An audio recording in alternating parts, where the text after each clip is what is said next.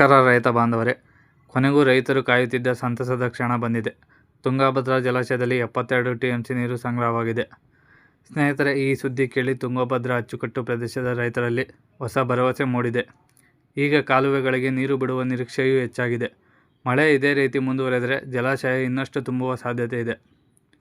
ಸ್ನೇಹಿತರೆ, ಈ ವರ್ಷದ ಆರಂಭದಲ್ಲಿ ನೀರಿನ ಕೊರತೆಯಿಂದ ಆತಂಕದಲ್ಲಿದ್ದ ರೈತರು ಈಗ ಸಂತಸದಲ್ಲಿದ್ದಾರೆ. ಮುಂಗಾರು ಉತ್ತಮವಾಗಿರುವ ಕಾರಣ ಬೆಳೆಗಳಿಗೆ ನೀರಿನ ಸಮಸ್ಯೆ ಕಡಿಮೆಯಾಗುವ ನಿರೀಕ್ಷೆ ಇದೆ.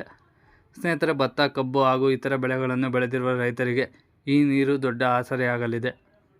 ಮುಂದಿನ ದಿನಗಳಲ್ಲಿ ಜಲಾಶಯಕ್ಕೆ ಇನ್ನಷ್ಟು ಒಳಹರಿವು ಬಂದರೆ ನೀರಿನ ಸಂಗ್ರಹ ಮತ್ತಷ್ಟು ಹೆಚ್ಚಾಗಲಿದೆ. ಸ್ನೇಹಿತರೆ, ಇದರಿಂದ ನೀರಾವರಿ ಪ್ರದೇಶದ ಸಾವಿರಾರು ರೈತರಿಗೆ ಅನುಕೂಲವಾಗಲಿದೆ. ಬನ್ನಿ ಸ್ನೇಹಿತರೆ, ಇವತ್ತು ಡ್ಯಾಮ್ನ ನೀರಿನ ಮಟ್ಟ ಎಷ್ಟಿದೆ ಅಂತ ನೋಡೋಣ. ದಿನಾಂಕ 8/8/2026. ಇವತ್ತು ಡ್ಯಾಮ್ನ ನೀರಿನ ಮಟ್ಟ 1623 ಅಡಿ ಇದೆ ಸ್ನೇಹಿತರೆ. ಮ್ಯಾಕ್ಸಿಮಮ್ ಲೆವೆಲ್ಲು 1633 ಅಡಿ ತನಕ ನೀರು ಬರ್ಬೋದು. ಸ್ನೇಹಿತರೆ, ಇವತ್ತು ಡ್ಯಾಮಲ್ಲಿ ನೀರು ಎಷ್ಟು ಸಂಗ್ರಹವಾಗಿದೆ ಅಂದರೆ 72 ಟಿಎಂಸಿ ನೀರು ಸಂಗ್ರಹವಾಗಿದೆ. ಮ್ಯಾಕ್ಸಿಮಮ್ ಕೆಪಾಸಿಟಿ 105 ಟಿಎಂಸಿ ನೀರು ಸಂಗ್ರಹ ಮಾಡ್ಬೋದು ಸ್ನೇಹಿತರೆ. ಇನ್ನು ಒಳಹರಿವು ವಿಷಯಕ್ಕೆ ಬಂದರೆ 42,114 ಕ್ಯೂಸೆಕ್ಸ್ ನೀರು ಒಳಹರಿವು ಬರ್ತಿದೆ. ಹೊರಹರಿವು ಸ್ನೇಹಿತರೆ 1,514 ಕ್ಯೂಸೆಕ್ಸ್ ನೀರು ಹೊರಹರಿವು ಹೋಗ್ತಿದೆ ಸ್ನೇಹಿತರೆ. ಇನ್ನು ಎಡದಂಡೆಗೆ ಎಷ್ಟು ಬಲದಂಡೆಗೆ ಎಷ್ಟು ನೀರು ಹೊರಹರಿವು ಯಾವ್ಯಾವ ಕಾಲುವೆಗೆ ಎಷ್ಟು ಹೋಗ್ತಿದೆ ಅಂತ ನೋಡೋಣ.